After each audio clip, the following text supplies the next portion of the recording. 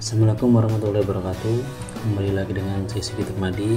Pada kesempatan kali ini saya akan berbagi tips lagi terkait laptop ya, dunia teknologi atau laptop ataupun HP. Jadi pada kesempatan kali ini saya akan mempraktekkan bahwasannya seberapa penting sih kompresi data itu. Jadi pada video ini saya akan coba memperlihatkan pada teman-teman bahwasanya kita bisa melakukan kompresi data dengan mudah, dan tujuannya adalah selain kita bisa menghemat uang penyimpanan kita, itu juga bisa menghemat bandwidth kita ya. Misal kita akan mendownload atau mengupload ke server ataupun akan mengirim file ke orang lain melalui mungkin email, WA ataupun media yang lain. Dengan cara kompresi data kita bisa menghemat bandwidth kita. Oke, kita contohkan. Dalam hal ini saya menggunakan laptop Windows. Di sini saya pakai aplikasi bernama WinRAR. Untuk teman-teman pengguna Windows pasti tidak asing dengan aplikasi satu ini.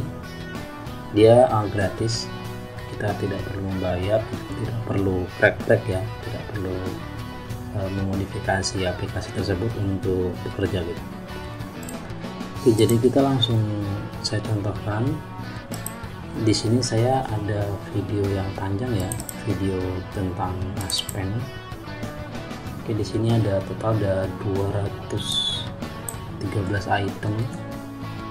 Kalau coba saya cek berapa totalnya, di sini ada 9,70 giga ya, kurang lebih 10 giga ya, 10 giga.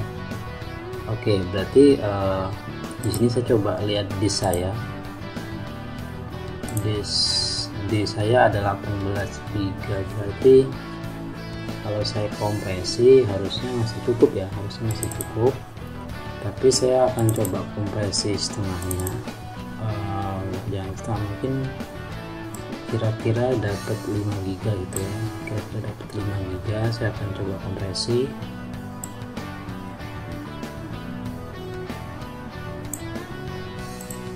Kita coba cek properties. Oke, di sini masih 2.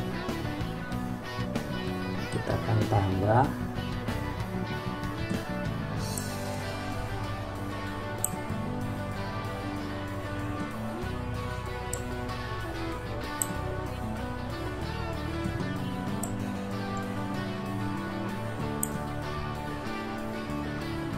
Oke, ini kira-kira kita cek berapa. Di sini 4,6. Oke, kita anggap ini udah ya, ada filenya ada 4,6 giga. Kalau file ini kita kirimkan, misal kita kirim ke server, misal kita akan simpan di drive ataupun oke lah kita akan simpan, tapi ya yang kita tidak buka setiap saat gitu, kita ingin arsipkan.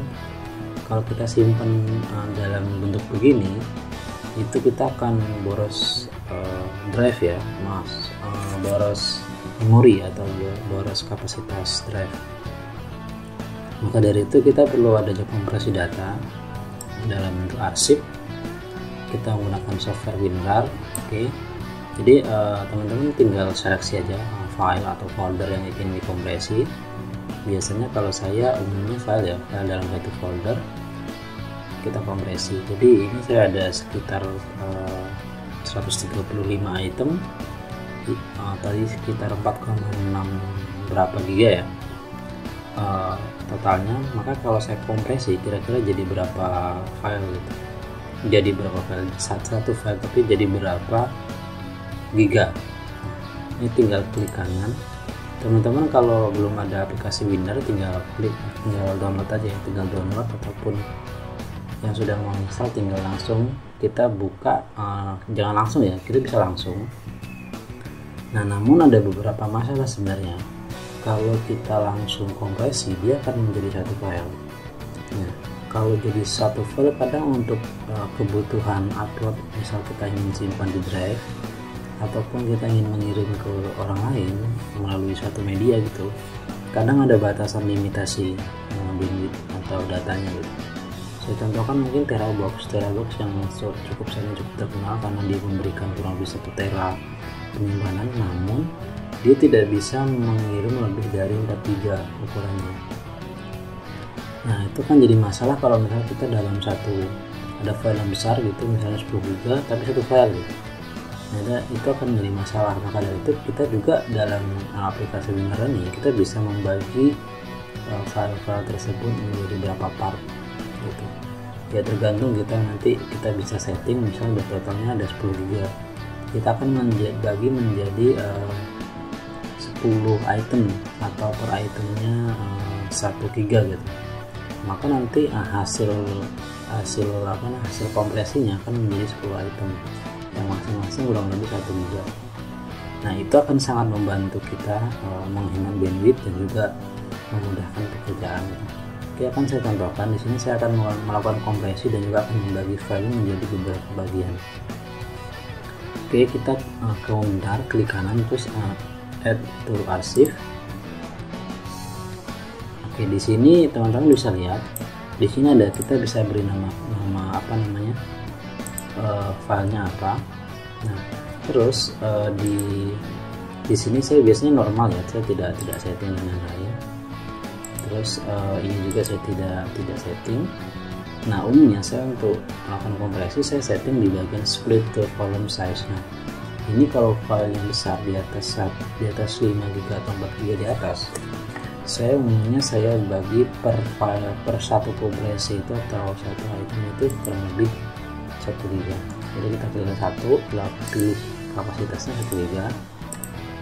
Tadi kan ada 4 GB ya, kalau umumnya 4 GB itu dia terkompresi, maksudnya 4 GB terkompresi tapi dia mungkin tidak menjadi kecil karena ada beberapa hal yang tidak bisa dihilangkan. Contoh ini, misal kita punya banyak file tapi ukurannya gede-gede gitu, kecil gede-gede, nah itu akan dikompresi sebagaimanapun dia akan menjadi tetap besar.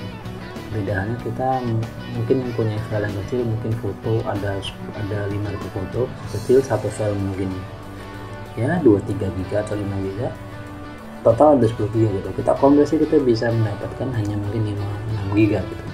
Kita ada hemat kurang lebih 4 GB dari data atau bandwidth ataupun volume drive. Nah ini saya bagi menjadi, saya anggap ini tidak terkompresi menjadi lebih kecil, saya anggaplah 4 GB, tapi saya akan split satu volumenya itu 1 GB. Oke, saya akan klik oke.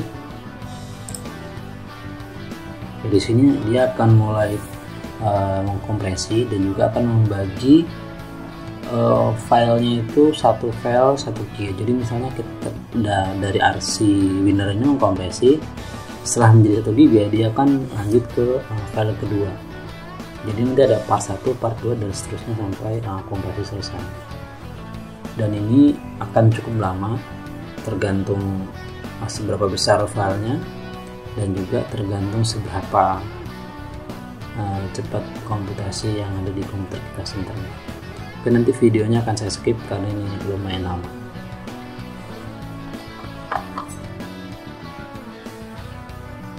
Oke baik, kita lanjutkan yang file kompresi kemarin. Jadi ini adalah hasil kompresi yang kita lakukan kemarin dari kurang lebih 4 GB file yang kelima ya, 50 file. Ini saya kompresi dan saya pecah menjadi 5 part.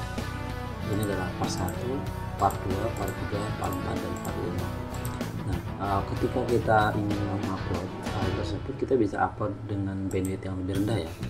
Dan kalau ada pembatasan kapasitas upload ke drive atau pengirim file, kita bisa lakukan ini. Dan juga pada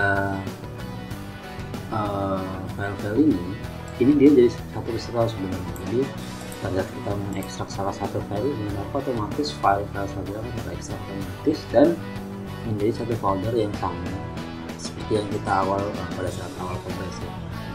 Di sini kita lihat bahwasanya tidak ada perbedaan signifikan ya antara yang before compress dan juga after compress. Nah, ini bisa terjadi karena memang satu file itu berisi besar data yang besar. Nah untuk data yang kecil, mungkin saya contohkan untuk file yang bentuknya kecil, mungkin saya contohkan untuk yang ini ya, yang contoh data OS saya punya beberapa file ISO dari untuk OpenWRT. Di sini saya menggunakan WRT ya. Di sini file kompresinya itu kurang lebih 400 MB. Namun pada saat saya ekspor file tersebut, maka sebenarnya file tersebut cukup besar gitu, sekitar 6 GB. Dimana awalnya itu hanya 400 MB gitu. Jadi ini adalah salah satu kemampuan kompresi data ya. Jadi untuk data yang kecil banyak itu bisa terkompres dengan sangat padat, dengan menjadi size menjadi kecil. Namun untuk file-file yang besar seperti tadi video saya satu video mungkin yang kita kompres tadi ada 50-100 MB lebih malah satu video itu kalau kita kompresi itu ya mungkin berkurang dikit, tapi tidak akan signifikan seperti yang saya contohkan yang untuk file ISO dari operasi sistem ya, dalam hal ini untuk OpenWRT. Jadi saya ulangi lagi, jadi manfaat kita untuk melakukan kompresi data adalah kita bisa pertama bisa menghemat bandwidth kalau misalnya dia terkompres dan size-nya menjadi rendah. Selain itu juga kita bisa pada saat mengatur file ke drive mungkin atau ke arsip, kita tidak langsung besar, misalnya total 10 GB gitu. Kita bisa jadi potong menjadi beberapa part, ini 10 part terlebih kita bisa. Nah, itu akan mungkin ada aturan tertentu, contohnya di sebelumnya di Terabox itu 4 GB maksimal, jadi lebih dari itu dia tidak terupload gitu. Itu akan jadi masalah ya. Tapi saat kita ubah menjadi beberapa part, itu akan menjadi lebih mudah diupload gitu, yang bisa diupload. Oke, mungkin itu saja terkait kompresi file di Windows. Semoga ini dapat pengetahuan baru untuk teman-teman tentang kompresi data, seberapa penting kompresi data itu untuk manajemen file dari komputer kita. Sekian dari saya, lebih saya mohon maaf. Jangan lupa untuk selalu dukung saya dengan cara subscribe, like, dan share video-video terbaru saya. Jadi teman-teman yang ingin juga referensi dalam bentuk tulisan bisa kunjungi blog pribadi saya, nanti saya lampirkan di deskripsi. Itu mungkin saja. Saya Assalamualaikum warahmatullahi wabarakatuh.